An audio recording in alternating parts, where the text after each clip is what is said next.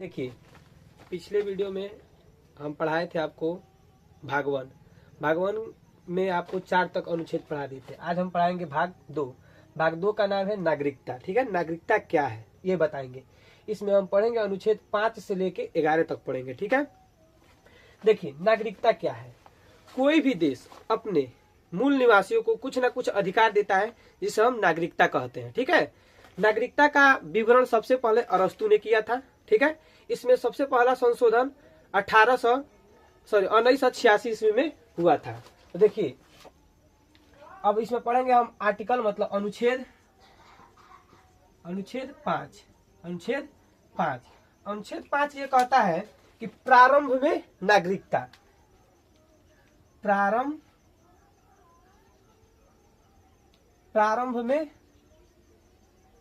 में नागरिकता जैसे आपको प्रारंभ में नागरिकता मिला कैसे। देखिए, 3 तरह से आपको नागरिकता प्रारंभ में दी गई। पहला था आपका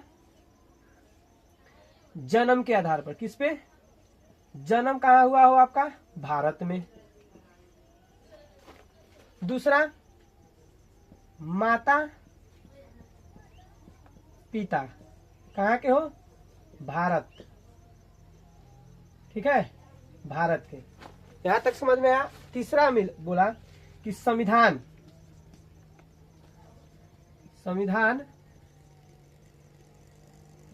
लागू होने से 6 माह, अगर 6 माह मतलब संविधान लागू होने से पहले 6 माह पहले अगर आप भारत में है तो आपको संविधान मतलब भारत की नागरिकता क्या कर दी जाएगी? दे दी जाएगी। ठीक है,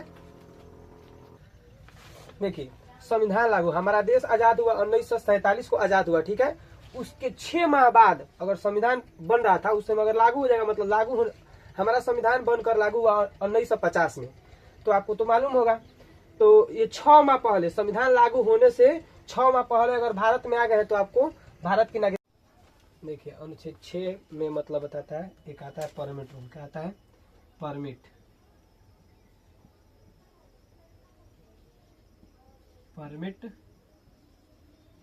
रूल।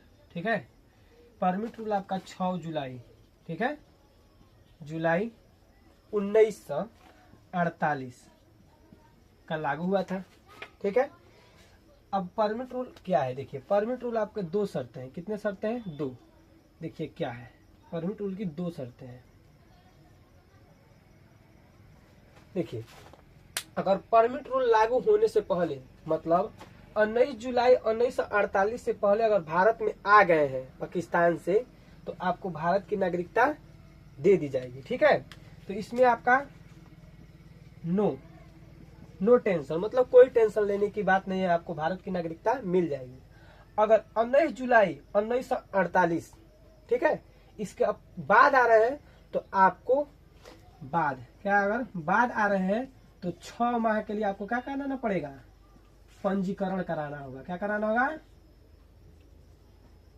पंजीकरण कराना होगा। ठीक है, अब देखिए परमिट क्या है ये बताता है कि आपको अगर पाकिस्तान से अगर आप भारत आ रहे हैं, पाकिस्तान से कहाँ आ रहे हैं? भारत आ रहे हैं, तो आपको पहले परमिट एक पेपर पर आपको लिखवाना होगा कि हम इस तारीख को मतलब कोई भी डेट लेकर मैं इस तारीख को मतलब हम अपना पाकिस्तान छोड़कर हम भारत जा रहे हैं, हम सदा के लिए, अब हम पाकिस्तान नहीं आएंगे। तो यहाँ पे आइएगा तो आपको 6 मतलब फार्म दिया जाएगा। परमिट रूल का एक फार्म होता है, उसको दिया जाएगा। आप उसको भरकर 6 माह जब इंतजार कीजिएगा तब आपको भारत की नागरिकता प्राप्त होगी। ठीक है, अब आता है आपका अनुच्छेद 7। अनुच्छेद 7 क्या बताता है? देखिए ये पढ़ेंगे। इसमें हम अनुच्छेद 7 पढ़ेंगे। ठीक है, अनुच्छेद 7 मतलब इसमें कहता है पीओके, मतलब पीओके फिर से इंडिया, मतलब पाकिस्तान से जो लोग भारत आए हैं उनको भी नागरिकता दे दी जाएगी। ठीक है, आपको बताए हैं पंजीकरण कराएंगे, 6 माह वेट करेंगे तब आपको उन लोगों को मिलेगा। इसमें बोलता है 1 मार्च, क्या बोलता है? 1 मार्च 1947 1947, ठीक है, मतलब इसमें बोलता है कि इंडिया से, ठीक है, इंडिया से पाकिस्तान, पीओके लिख दे रहे हैं, ठीक है, पीओके चले मतलब पाकिस्तान चले गए,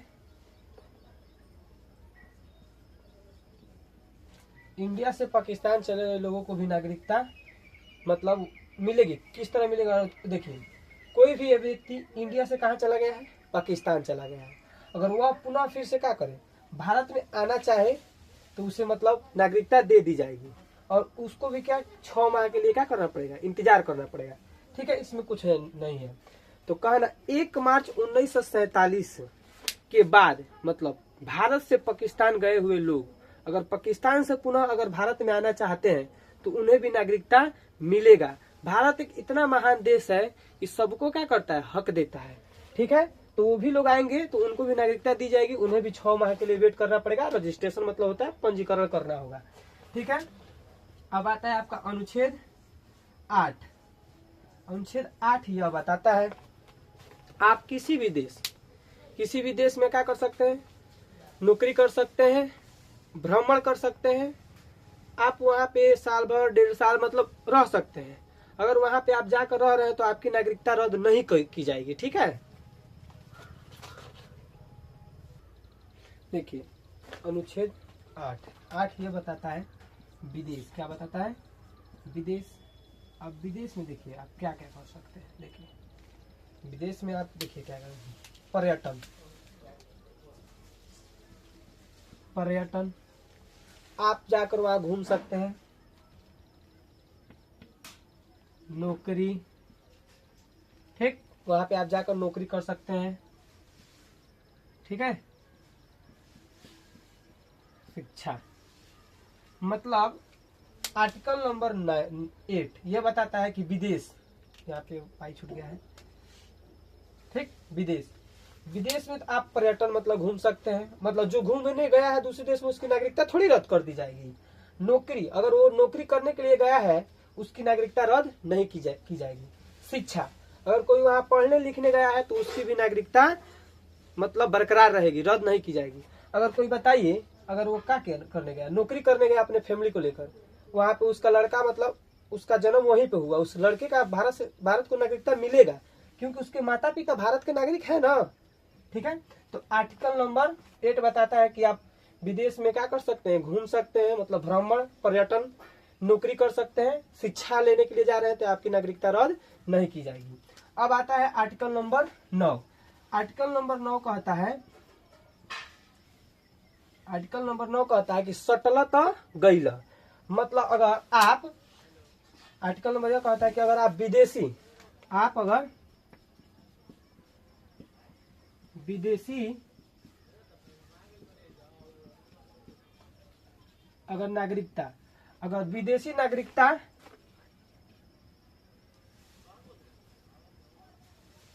ले लिए, अगर आप भारत मतलब विदेशी नागरिकता ले लिए तो भारत की नागरिकता क्या कर दी जाएगी,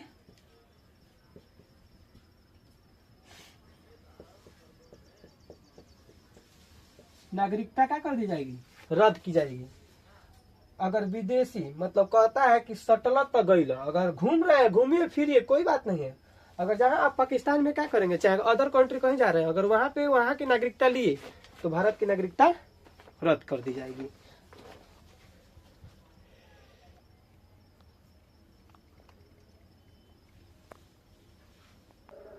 देखिए अनुच्छेद 10, अनुच्छेद ये है कि आपकी मतलब आपकी नागरिकता बनी रहेगी, ठीक है, आपकी नागरिकता बनी रहेगी जब तक कि कोई मतलब आपकी नागरिकता तब तक बनी रहेगी जब तक आप कोई देश विरोधी कार्य न करें। अगर आप जहां देश विरोधी अगर कोई कार्य किए तो आपकी नागरिकता क्या कर दी जाएगी, रद्द की जाएगी, ठीक है। अब आता है आपका अनुच्छेद 11 यह बताता है कि संसद मतलब नागरिकता मतलब संसद नागरिकता संबंधित कोई भी कानून क्या कर सकता है, बना सकता है।